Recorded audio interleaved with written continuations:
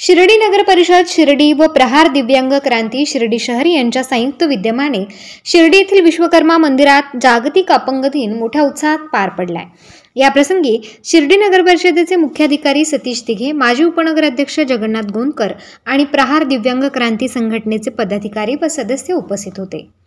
यावेळी शिर्डी शहरात साधारणतः 192 दिव्यांग बांधव भगिनी असून त्यांच्या विविध समस्या सोडवण्यासाठी संघटनेने पाठपुरावा केला आहे।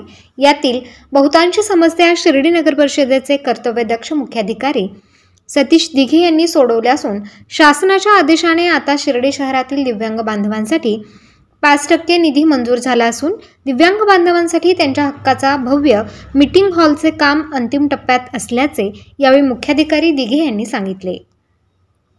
तर दिव्यांग बांधवांना घरकुल, शहरात व्यवसायासाठी स्टॉल अशा अनेक सुविधा शिर्डी नगर परिषदेच्या माध्यमातून लवकरच दिल्या जातील असे मुख्याधिकारी दिघे यांनी स्पष्ट केले।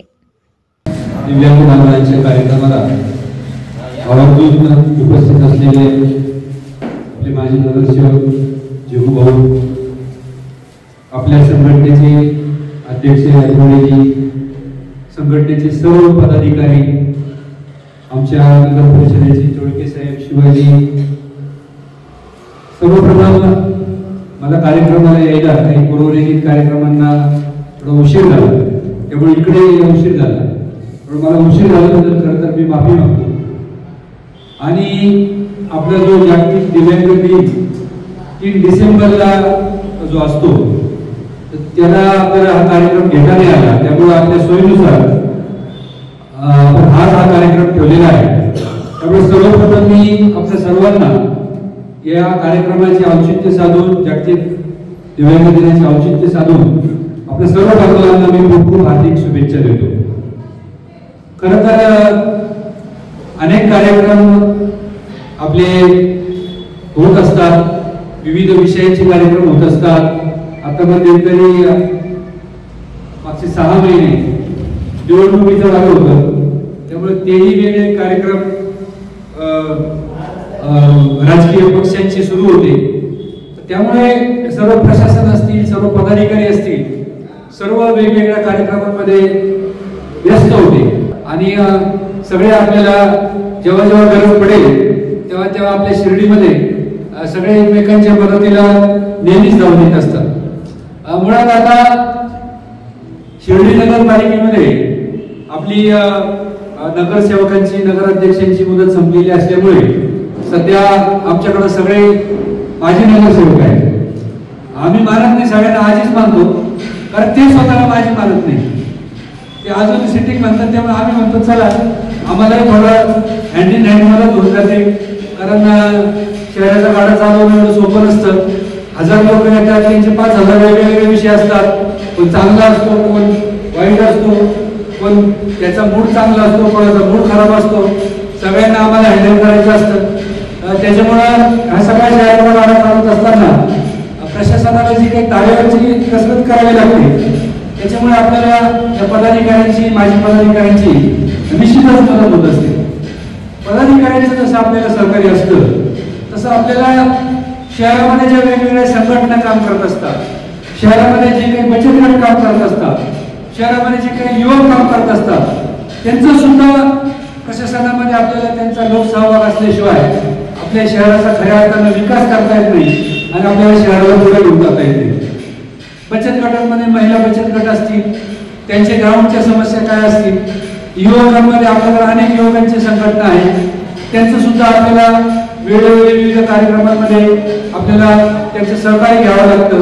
बऱ्याचदा असं वाटतं की नगरपालिकेने सहकार्य करावं, परंतु आपल्याला सहकार्य लागतं, युवकांचं लागतं, महिलांचं लागतं। संघटना सांगायचं ठरलं तर अनेक संघटना आहेत, त्याच्यामध्ये आपले साईबाबा संस्था सोसायटी सारखी कर्मचाऱ्यांची मोठी संघटना आहे, आपली दिव्यांग संघटना आहे, अनेक आपल्याला सामाजिक क्षेत्रात काम करणाऱ्या अनेक संघटना आहेत। आणि या सगळ्या संघटनेचं आपल्याला प्रशासन चालवत असताना, हा शहराचा गाडा चालवत असताना आपल्याला निश्चितच या सर्वांचं सहकार्य आवश्यक असतं, नगर परिषदेला सुद्धा। ह्याच्यामध्ये यांचं सहकार्य घेत असताना या सर्व जे आपण त्याला स्टेक होल्डर म्हणतो, या सगळ्यांचं सहकार्य लागत असताना नगरपालिकेकडून सुद्धा त्यांच्या काही आपल्याला अपेक्षा असतात। आहे, मागच्या कार्यक्रमामध्ये आपण काही विषयांवर चर्चा केली होती आणि तुम्ही जसं मी जसं बोललो की आम्हाला काही अपेक्षा असतात नागरिकांकडून सहकार्याच्या, जेणेकरून आपल्याला शहराला विकासाच्या पथावर किंवा प्रगती पथावर नेणं आपल्याला साध्य होतं. तसं नागरिकांच्या सुद्धा प्रशासनाकडून काही अपेक्षा असतात. खरं तर शिर्डी शहरामध्ये विकास कामांचं बोलायचं झालं तर माझ्या मते आपलं शहर किंवा आपली नगरपालिका अशी आहे, आपले इतके विकास कामं जे आहेत ना, जवळजवळ मी बघतो अपोलात्मक कुठल्या तरी नगरपालिकेमध्ये आढळले. आपल्याकडे पिण्याच्या पाण्याची समस्या नाही, आपल्याकडे रस्त्यांची समस्या नाही, आपल्याकडे ड्रेनेजची समस्या नाही, आपल्याकडे लाईटची समस्या नाही. आपण आता ओपन स्पेस सगळे ताब्यात घेऊन ते ओपन स्पेस मध्ये झाडं लावले, गार्डनच्या समस्या नाही. आपण या मूलभूत समस्येच्या खूप पुढे गेलेलो आहे. आपण खूप विकास कामं शिर्डी शहरामध्ये केलेली आहेत. परंतु केवळ भौतिक प्रगती म्हणजे कुठल्याही शहराचा विकास नसतो. रस्ते झाले, ड्रेनेज झाले, पाणी झाले, सगळं झालं म्हणजे विकास नसतो. तर समाजातला जो घटक आहे, जो पीडित घटक आहे, त्या घटकाला खरं विकासाची, न्यायाची गरज आहे. त्यांच्या जीवनामध्ये खरं तर शैक्षणिक विकास झाला पाहिजे. प्रत्येक घरातल्या प्रत्येक मुलाला, प्रत्येक मुलीला शैक्षणिक सुविधा उपलब्ध झाल्या पाहिजे. यासोबतच रोजगाराच्या संधी उपलब्ध झाल्या पाहिजे. यासोबतच आरोग्य हा अत्यंत महत्वाचा घटक आहे. मला उत्पन्न आहे समजा वर्षाला ₹1,00,000 आणि आरोग्यावर कुटुंबातला खर्च होतो ₹2,00,000, तर काही उपयोग होत नाही. म्हणजे दिसायला दिसतोय पैसा येतोय, पण जाण्याचे मार्ग जर जास्त असतील तर तो खरा विकास, आपल्याला त्याचा लाभ खरं होत नाही.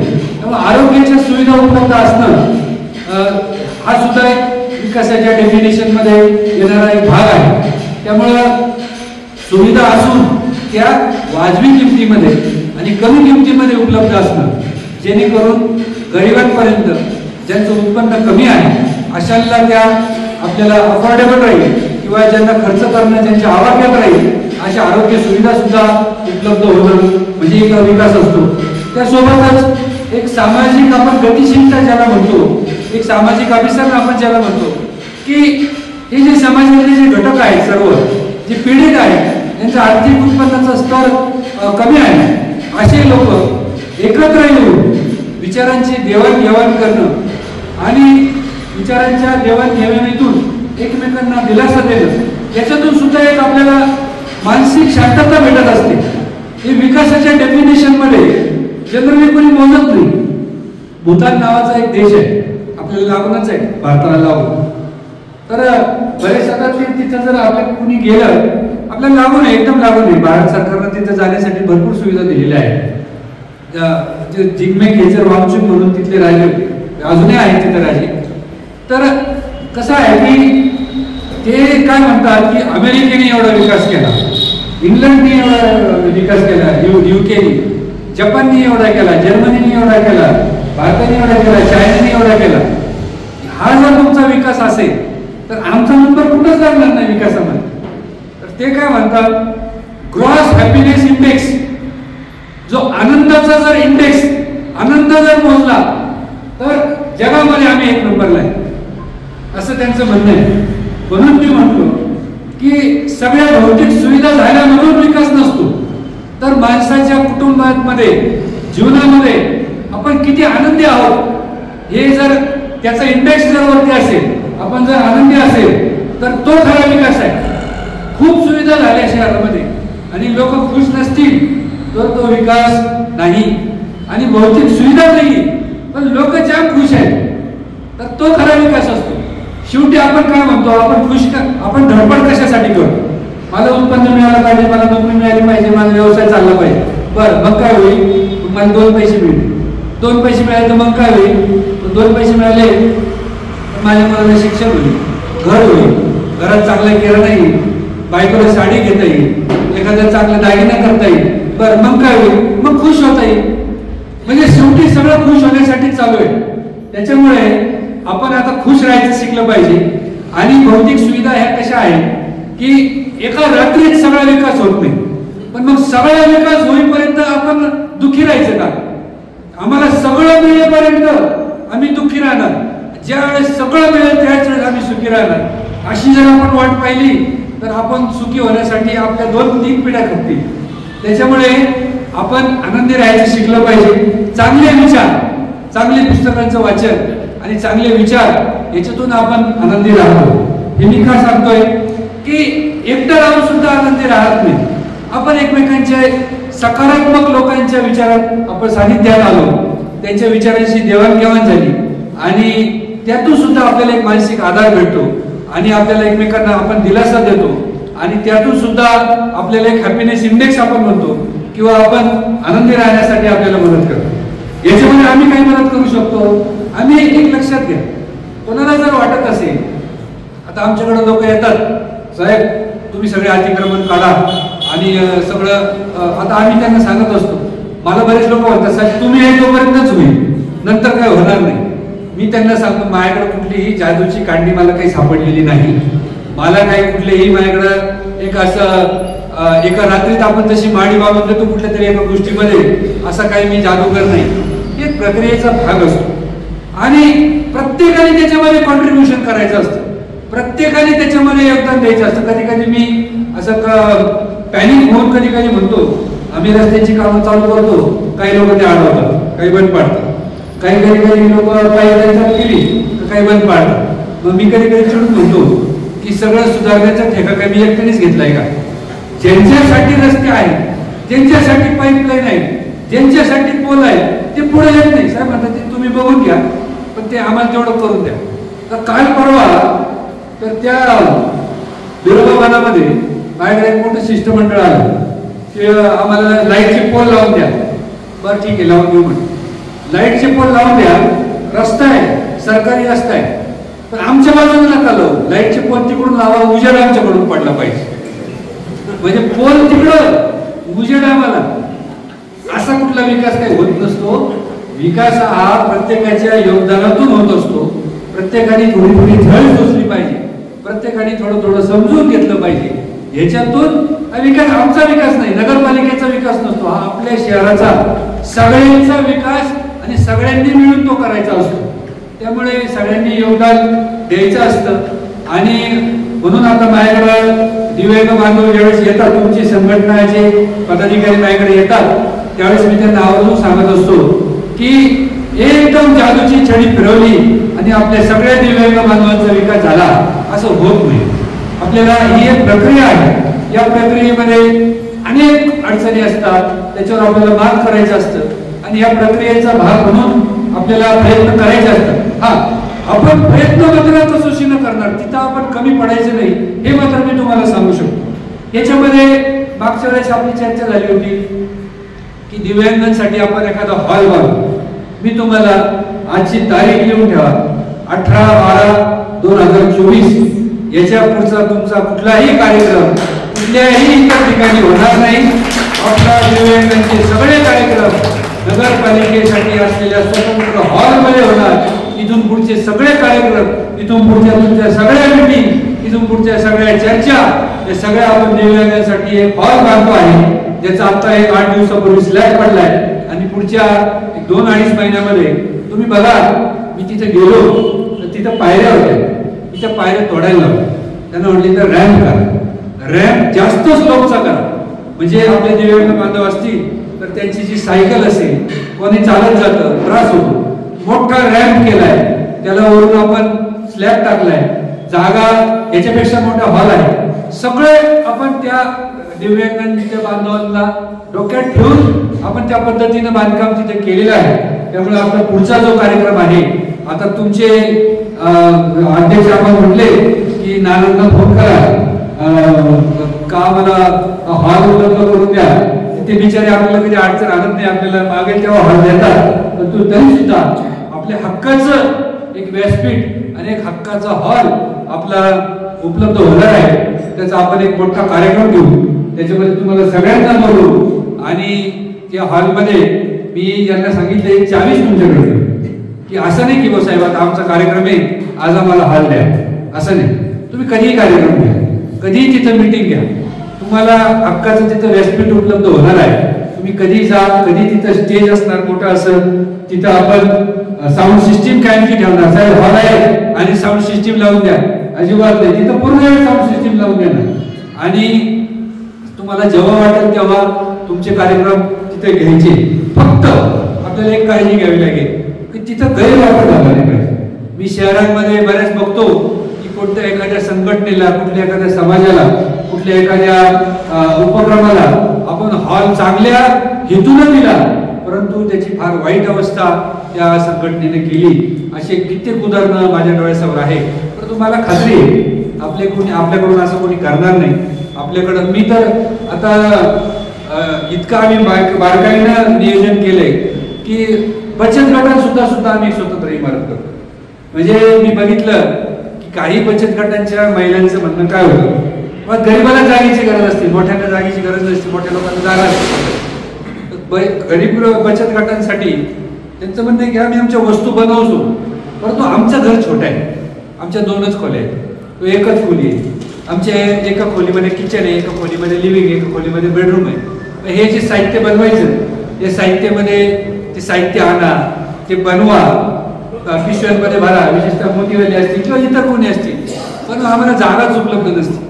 आता आम्ही एकदम मोक्याच्या ठिकाणी एक बचत गट भवन सुद्धा नवीन तयार करतो आहे. ते बचत गट भवनामध्ये आम्ही खालच्या मजल्यावर जे आहे की साधारणतः एक 16-17 रूम्स अशा काढणार आहे की त्या बचत गटांनी तिथे यायचं, त्यांचं साहित्य तिथंच ठेवायचं, तिथंच त्यांना त्या साहित्यापासून जे काही वस्तू बनवायच्या त्या बनवायच्या, ती कुलूप लावायचं, ती चावी त्यांच्याकडेच ठेवायची, त्यांच्या खोलीची किल्ली.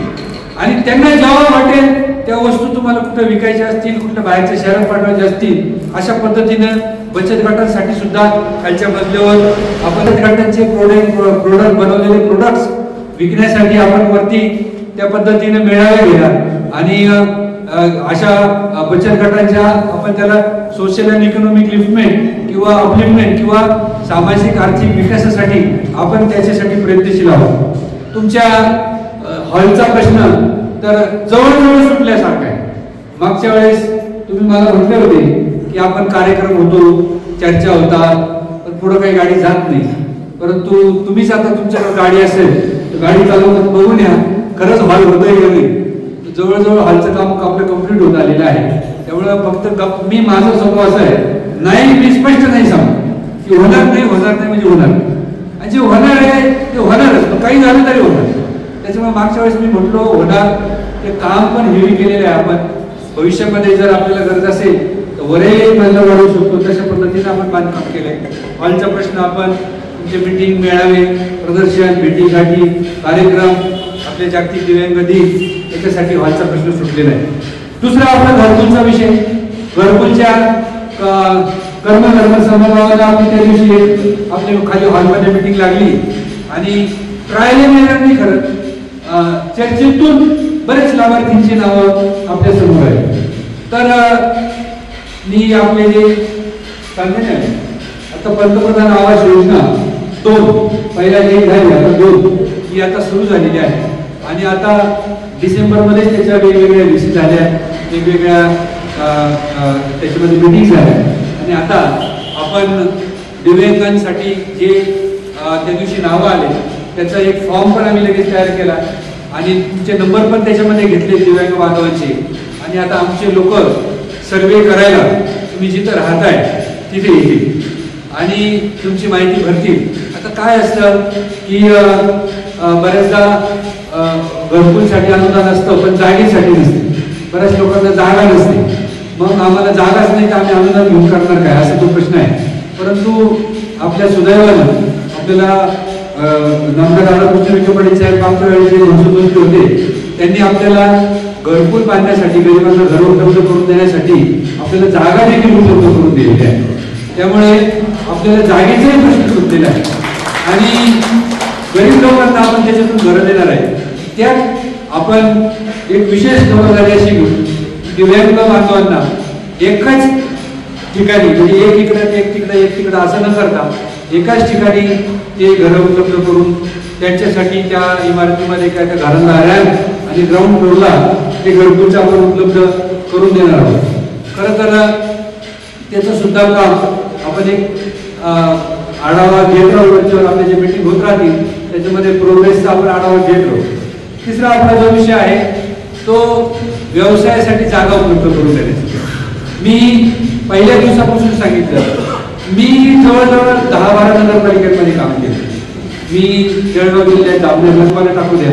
त्याच्यामुळे आम्ही प्रत्येक मीटिंगमध्ये अशी चर्चा करतो की रस्ते सोडून कुठल्या जागा आहेत त्याच्यावर आपण चर्चा करू. कारण आता 25 डिसेंबरपासून शिर्डीमध्ये जवळजवळ 10 जानेवारीपर्यंत प्रचंड 8-10 लोक दर्शनाला येतील, प्रचंड गर्दी होईल. या पार्श्वभूमीवर आपल्याला अशा पद्धतीने रस्ते ब्लॉक करता येत नाही. तरी सुद्धा आपण शोधून अशा कुठल्या जागा आहेत का की जिथं आपल्याला दिव्यांग बांधवांना उपलब्ध करून देता येतील आणि त्याच्यात त्यांना छोटेखानी व्यवसाय करता येईल. आपण त्या सुद्धा जागा शोधल्या आणि त्या दिवशी जी मीटिंग झाली त्या मीटिंगमध्ये तुम्ही जाऊन आले तर ते काम सुद्धा चालू झालं. तर आपल्या साधारणतः 10-15 दिवसामध्ये 10 दिवसच लागतील. तर ते ऑफिशियली म्हणजे तुमच्या अध्यक्षांनी मला प्रश्न विचारला तर तात्पुरता उपाय नको, तुम्ही परमनंट कायदे करू नये. आम्ही तुम्हाला सांगतो, आम्ही कायद्याचे त्याच्यात कलम टाकले, ठराव घेतला, सगळं रिसर केलं, तुमच्या बरोबर करार सुद्धा होता, सगळं रिसर करून दिलं, सगळं प्रोसिजर करून जाऊन इथं बसून गेले बाबा असं नाही. म्हणजे उद्या आम्ही तुम्हाला अशा पद्धतीने जागा देत आहोत की तुमच्याकडे बाकायदा त्याचा कागद असेल, बाकायदा त्याचे ॲग्रीमेंट असेल आणि नॉमिनल त्याची तुमची 5 रुपयाची 10 रुपयाची 20 रुपयाची पावती सुद्धा असेल. इतकं आपण रिसर्च करतोय. म्हणून मी सुरुवातीला उदाहरण दिलं, मी जादूगर नाहीये की एका रात्रीत सगळं होईल. आपण त्याच्यावर मार्गस्थ झालोय, हळूहळू आपण त्याच्यावर आपण काम करतो आहोत. एक 7-8-10 मिनिटं आपल्याला स्टॉल्स आपल्याला फक्त दिव्यांग बांधवांसाठी. मला माहिती आहे तिथले आजूबाजूचे लोक मला जाब विचारते, तुम्ही यांना का दिलं, कसं काय दिलं, आमचे व्यवसाय इथं यांना काढा. ते आम्ही समर्थ आहोत, त्याला आम्ही सगळे उत्तर देऊ. परंतु तुम्हाला हेही समजून घ्यावे लागेल की असं करत असताना नगरपालिकेला त्याचा त्रास होतो. नगरपालिकेला दुसऱ्या बाजूचे लोक जाब विचारायला जातात. नगरपालिकेला लोक कसं असतं इथं सगळे शेड्यूल धंद्याचे काय एवढ्या दिवसापासून पाहतोय लोकांचं काय तुम्हाला भलं करायचं काय करा, आम्हाला झळ नाही बसली पाहिजे. बाकी मग ते काय तिकडं काय करायचं का विकास कामांचं तसंच सांगितलं. माझ्याकडे झळ नको, माझ्याकडे कोण नको, माझ्याकडे उजेड पाहिजे. झळ आम्हाला नको, फळ आम्हाला पाहिजे, झळ आम्हाला नको. आम्ही म्हटलं की असं होणार नाही. झळ ही सगळ्यांना सोसावी लागेल, सगळ्यांना. आपल्याला सगळ्या समाज घटकांना पुढे घेऊन जायचं असेल, प्रत्येकाला थोडी थोडी झळ त्याची सोसावी लागेल. मी मागे तुम्हाला बोललो होतो तो आपण वृंदावन ट्रॅक केला. त्या वृंदावन ट्रॅकचे तिथे हॉकर झोन सुद्धा आपण बनवतोय. तिथे 2-3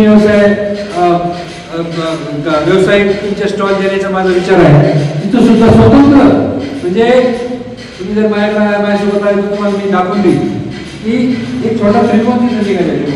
त्या त्रिकोणाला आपण जाळी लावतो, तिथं लिहितोय hawker zone only for physically handicap people. दिव्यांग बांधवांसाठी hawker zone, nobody else will be implemented. त्याची लावली आमची एक लावू द्या नाही, ती फक्त यांच्यासाठी बनवत आहोत. या पद्धत तो काय मला माहिती आहे तो दुसरा कुठेही ऍडजस्ट करणार. या पद्धतीनं हळूहळू टप्प्याटप्प्यात 1 by 1 स्टेप बाय स्टेप आपण जाणार आहोत. त्याच्यामध्ये मला एका दिवसात पाहिजे लगेच झालं पाहिजे असं होत नाही. त्या दिवशी तुम्ही मीटिंगमध्ये आले, मी काय म्हटलं आपण चर्चा करण्यासाठी आलो का भांडण्यासाठी. मी इथे किती दिवस असणार नगरपालिकेमध्ये मी तुम्हाला सांगतो, नगरपालिकेमध्ये ओव्हरऑल प्रशासनामध्ये सांगतो मला 15 वर्ष लोक झाले. अधिकाऱ्यांचा बऱ्याच अधिकाऱ्यांचा, सगळ्यांनी बऱ्याच अधिकाऱ्यांचा किंवा काही अधिकाऱ्यांचा म्हणून अप्रोच असा असतो, चला आपण किती दिवस आली वेळ मारून द्यायची. आपल्याला काय पडले विकास करायचा, लोकांची भांडणं करायची, 10 वर्षाच्या पुढचा विचार करून आज निर्णय घ्यायचे. यांना मी तुम्हाला सांगितलं होतं की आम्ही रुग्णावर ट्रॅकला करू, इकडे करू, तिकडे करू. आज त्या 6-7 महिने लागतात. आता आम्ही लॉंग टर्मचा विचार करतो. अधिकाऱ्यांचा अप्रोच असा असतो की आपल्याला काय पडले, आपण काय किती दिवस आहे, वेळ मारून द्यायची, फक्त तात्पुरतं काहीतरी उत्तर द्यायचं असा अप्रोच असतो. आता तुम्ही जर आमच्याशी भांडायला लागले, आम्हाला वेळ मारून देणं फार आवड फार आवड नाही, परंतु आम्ही तसं करत नाही. आम्ही आणि एक लक्षात घ्या, मागच्या वेळेस मला एक डायलॉग होता, 3 वर्ष मीच आहे, बरोबर ना. मी मागच्या कार्यक्रमात म्हटलं मी इथेच आहे, पुढच्या वर्षी यायचं, त्याच्या पुढच्या वर्षी यायचं.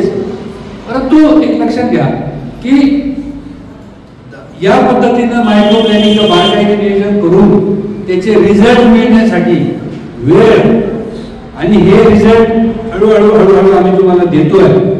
सगळ्यांना म्हणजे असं मी कित्येक लोकांना कमेंट केलं, हा रस्ता तुम्हाला करून देईल म्हणजे देईल. आता मी प्रसादालय रस्त्यालाच होतो तिकडं, पूर्वीचा रस्ता 15 फूट होता, तो मी जवळ 30 फूट केला. मी मागच्या वेळेस होतो, प्रचंड त्यावेळेस त्रास झाला. लोकांचं गणित काय असतं माहिती का रस्त्याच्या बाबतीत, प्रत्येकाचा प्लॉटला प्लॉट असतो. आता पत्रकार बसले, तुम्हाला सांगतो, आता आपण डिवायडर टाकतो, प्रत्येकाला वाटतं की माझ्या प्लॉटच्या समोर डिवायडर ओपन पाहिजे, गाडी वळली, मग तो डिवायडर टाकायचा कशा? इतका त्रास होतो त्या विषयाचा, इतका त्रास होतो, इकडून फोन तिकडून फोन, इकडे त्याला टाकला, मग मला का नाही टाकलं? ते स्पीड ब्रेकर, मला स्पीड ब्रेकर पाहिजे, प्रत्येकाच्या दारापुढे स्पीड ब्रेकर पाहिजे, प्रत्येकाच्या दारापुढे डिवायडर ओपनिंग पाहिजे, असं प्रत्येकाच्या दारापुढं पोल इकडून पाहिजे, उजेड आमच्याकडे पाहिजे. याचा तुम्ही बघा, हे छोटे छोटे उदाहरण आहे. काम करत असताना प्रचंड त्रास होतो, हे मी तुम्हाला सांगण्याचा प्रयत्न करतो. एवढं सोपं नसतं काम करणं, आणि त्याचे रिझल्ट आता आपल्याला तुमच्या संघटनेच्या बाबतीमध्ये आता इथून पुढे द्यायला सुरुवात होईल. आम्ही मागचे काही दिवस प्लॅनिंग केलं, लिफ्टचं पण प्लॅनिंग केलं, बरेच अडचणी त्याच्यामध्ये होत्या, त्या फोडतोड करावी लागली. इस्टिमेट TS लिफ्टचे आपण करतोय, तुम्हाला स्टॉलचं करतोय, घरकुलचे तर 6 महिने आपले आचारसंहितेत गेले, त्याच्यामुळे घरकुलचं आपल्याला करता नाही आलं. परंतु आता नामदार साहेबांच्या प्रयत्नातून आपल्याला जागा मिळाल्यामुळं जागेचा उतारा जस्ट आपल्याला काही दिवसा अगोदर मिळाला, त्याच्यावर सुद्धा आपल्याला आता काम करता येईल. म्हणून मी सांगत असतो, तुम्ही आता आपल्या दिव्यांग बांधवांसाठी काम करणाऱ्या हेलेन केलर यांचा फोटो लावलाय. हेलेन केलर यांचं एक वाक्य आहे, it's better to light the candle than complaining of the darkness. एखाद्या अंधाराविषयी तक्रार करत बसण्यापेक्षा आपण दिवा प्रज्वलित केला पाहिजे. हेलेन केलरचं फार फेमस कोट आहे.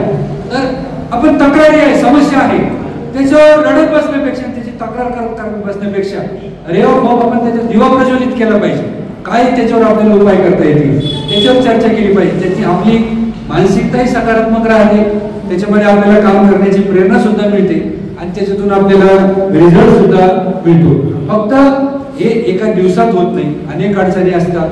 आता ते बचत गटांचे ते स्टॉल तुम्ही बघितले, ते 5 स्टॉल आले, ते 5 स्टॉल येऊन 1 वर्ष झालं. मला त्याचा इतका त्रास झाला त्या 5 स्टॉलचा. ते स्टॉल आम्ही दिलेले नाही हो, लोकांना सांगून सांगून माझ्या नाकीनं आले. ते स्टॉल नगरपालिकेने दिलेले नाही, ते दिले आपल्या जिल्ह्याच्या समाज कल्याण अधिकाऱ्यांनी, त्यांनी दिले. त्यांनी आम्हाला विचारलं नाही यांना ठेवायला जागा आहे का, तुम्ही कुठे देणार आहे काय. त्यांनी ते स्टॉल दिले, आणि त्यांनी तिथं दिले, आम्ही यांना स्टॉल दिले, महिलांचं सबलीकरण वगैरे. ते स्टॉल घेऊन आले, हे महिला लागल्या माझ्या मागे, जागा द्या जागा द्या जागा द्या. आमच्याकडे स्टॉल लावायला जागा नाही. त्यांनी त्यांच्या पद्धतीने ते लावून टाकले. आम्ही म्हटलो आपण शोधू कुठंतरी चांगल्या ठिकाणी, अडथळा होणार नाही. त्यांच्या पद्धतीने ते लावून टाकले. 100-200 लोक आमच्या अंगावर आले. त्यांना इथं कशी दिली, तिथं कशी दिली. बरं, महिला बचत गट आपल्याकडे किती आहे माहिती का? 370 महिला बचत गट, बरोबर? 370 महिला बचत गट. स्टॉल किती बचत गटांना दिले? 5. आता बाकीचे 365 बचत गट माझ्या अंगावर आले. तुम्ही त्यांनी दिले, मग आम्ही काय केलं, आम्हाला पण पाहिजे. आणि मग ते बाबा आम्ही नाही दिले हो, आता त्यांना सांगून सांगून व्हायचं आम्ही दिले नाही. मग तुम्ही जागा कसं काय दिल्या? जागा पण आम्ही नाही दिल्या. अशी म्हणून तुम्हाला सांगत असतो, हे सोपं नाही काम करणं. तुमच्या संघटना हा एक विषय, असे किती हजार विषय आमच्याकडे असतील. आणि एक जण म्हणतो अतिक्रमण काढलं तर लगेच दुसरा येतो, लगेच येतो. आणि शिर्डीमध्ये गंमत इतकी आहे, जे लोक सांगतात काढा, ते गुपचूप म्हणतात त्याची गाडी सोडा.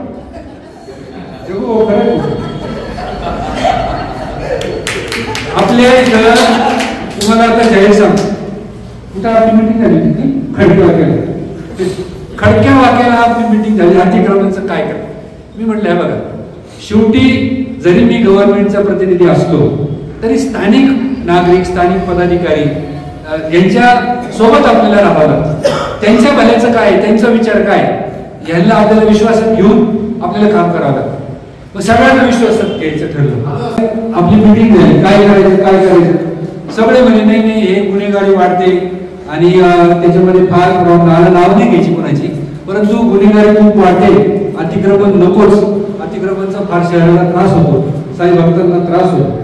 आणि मग आम्ही अतिक्रमण काढायची मोहीम घेतली. सगळे तिथं बोलणारे म्हणायला लागले की साहेब माझ्या कार्यक्रम त्याचं सोडा, याचं सोडा, त्याचं सोडा, त्याचं सोडा. असं त्याच्यातून आपल्याला मार्ग काढत पुढे जावं लागतं. आता मी आता जसा उल्लेख केला आणि माझ्या ओव्हरऑल मी जे बोलतोय त्याचा रोखच तुमचा मुद्दा आहे. माझ्या जे संभाषण मी करतो आहे तुमच्याशी, जो संवाद जो साधतोय ते मी तुम्हाला त्याचा मुद्दाच तो आहे की आपण हे स्टॉलला जागा देण्याच्या विषयाला सुरुवात केली आहे. मी या एका रात्रीत हा प्रश्न सुटणार नाही. आज 8-10 लोकांचं सुटेल, पुढच्या वेळेस अजून 8-10 लोकांचं सुटेल, असं टप्प्याटप्प्याने जावं लागणार आहे. एका रात्रीत सुटणार नाही. जशा जशा जागा आपल्याला उपलब्ध होतील तशा तशा आपण, मी सांगतो ना, आज 18 तारीख आहे, साधारणतः 20-25 जानेवारीला आपली ती जागा रेडी होईल तिथली. ती 20-25 जानेवारीला 8-10 लोकांचा तो प्रश्न सुटेल. असं आपण टप्प्याटप्प्याने जाणार आहोत. एक असा मुद्दा निघाला, जो खरा रहिवासी आहे ना त्याची ऑटोमॅटिक कागदपत्र बनत जातात. तुम्ही साधं कुठल्या दुकानात जरी गेले किंवा कुठल्या एखाद्या पावती जरी असली, तुमच्याकडे खरेदी जरी केली, तुमच्याकडे पावती असते की अमुक समजा अबक राहणार शिर्डी, काय तारीख 1992, 1998, 2010. आपण जर खरंच रहिवासी असेल ना तर मी तुम्हाला सांगतो, जो खरा रहिवासी आहे ना 15 वर्षापेक्षा जास्तचा, त्याच्याकडे 100 कागद सापडतील त्याच्याकडे. आता जो खोटा आहे, जो 1.5 वर्षापूर्वी आला, जो 2 वर्षापूर्वी आला, त्याला आम्ही काहीच करू शकतो. अरे शासनाचे नियम जे आहेत, नाही तुम्ही तुमच्यावर नका घेऊ, मी जनरल शासनाचे नियम जे आहेत, शासनाच्या नियमाच्या बाहेर आपल्याला जाता येत नाही. तर ज्या ज्या नियमामध्ये आपण लाभार्थ्यांना लाभ देणं आपल्याला शक्य आहे ते सगळे आपण देतो. आणि जो खरा लाभार्थी आहे त्याच्याकडे कागद असतातच, मी तुम्हाला सांगतो. आणि शेवटी आम्ही काय करतो, एखाद्याला रहिवासी दाखला आहे समजा, आता हे तुम्ही नगरसेवक देतो रहिवासी दाखला, तो काय व्यक्ती काय करतो, शेवटी कुठला तरी काहीतरी कागद बघूनच दिला, तोंड बघून थोडा देणार आहे. आम्ही तर काय 3-3 वर्ष असतो आणि 15 वर्षापासून राहतोय. मी काय दाखला देतो, मी मुख्याधिकारी नगर परिषद शिर्डी श्री अमुक यांना ओळखत असून ते शिर्डी येथील 15 वर्षापेक्षा जास्त कालावधीपासूनचे रहिवासी आहे. मी कधी आलो शिर्डीमध्ये 1 वर्षापूर्वी, दाखला कधीच देतोय 15 वर्षापूर्वी. कशावरून द्यायचा, कशावरून द्यायचं? शेवटी तर काहीतरी कागद पाहावा लागेल ना त्याचा 15 वर्षापूर्वीचा. मग आम्ही वाक्य टाकतो, यांचा असा असा कागद बघितला असता त्याच्यावरून असे निदर्शनास येते आहे की हा व्यक्ती इतक्या वर्षाचा रहिवासी आहे.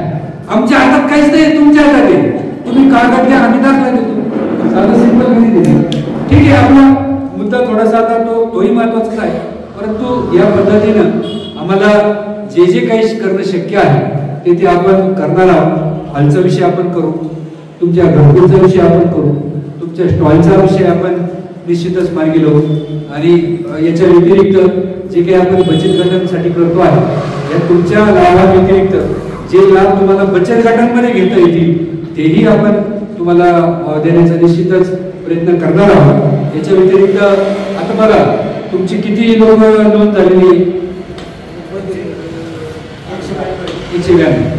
जसं मी तुम्हाला म्हटलं, आपल्याला स्टेप बाय स्टेप जावं लागेल. एकदम एका रात्रीत 192 लोकांचं होणार. म्हणून मी मागच्या कार्यक्रमाला बोललो होतो की आपण बचत गट बनवा. 192 लोकांचे जर 10-10चा बचत गट जर बनला तर 19 बचत गट बनतील. 19 बचत गटांना लाभ देणं आपल्याला अधिक सोयीचं होईल. तसाही उपाय आपल्याला करता येतील. मुद्दा हा आहे की आपण निश्चितच तुमच्या समस्या सोडवण्यासाठी आणि सगळ्याच शहरातल्या लोकांच्या, आम्ही तर बसलेलोच आहोत, आम्ही तर कुठल्याही प्रकारची अडचण असेल तर आम्ही त्याच्यावर निश्चित मात करण्याचा पुरेपूर प्रयत्न करत असतो. मी तर प्रत्यक्ष जागेवर जातो, जे काही मायक्रो अनालिसिस असेल किंवा बारकाईने त्याचं काही विश्लेषण करणं असेल ते करून त्याच्यावर जो प्रॅक्टिकल जे तोडगा विखे पाटील आणि खासदार डॉक्टर सुजय विखे पाटील यांच्या मार्गदर्शनाखाली एअरपोर्ट रोड लगत शिर्डी हद्दीत साईच्या ग्रुपच्या माध्यमातून रामनगरीचा भव्य प्रोजेक्ट. वैशिष्ट्ये शिर्डी एअरपोर्ट रोड लगत बस स्टॉप, शाळा, बँक 5 मिनिटांच्या अंतरावर, ड्रेनेज व स्ट्रीट लाईट, प्लॉटमध्ये प्रशस्त श्री राम मंदिर, साई समाधी मंदिरापासून 10 मिनिटांच्या अंतरावर, MSAB पोल कनेक्शन, 20 फुटी अंतर्गत रस्ता व दोन्ही कडेने सुशोभित झाडे, रहिवाशांसाठी अनुकूल. शिर्डी नांदुर्गी शिवरस्ता लगत साई परिक्रमा मार्गालगत प्लॉट लगत 18 मीटर प्रस्तावित रस्ता. तर त्वरा करा, आजच आपला प्लॉट बुक करा.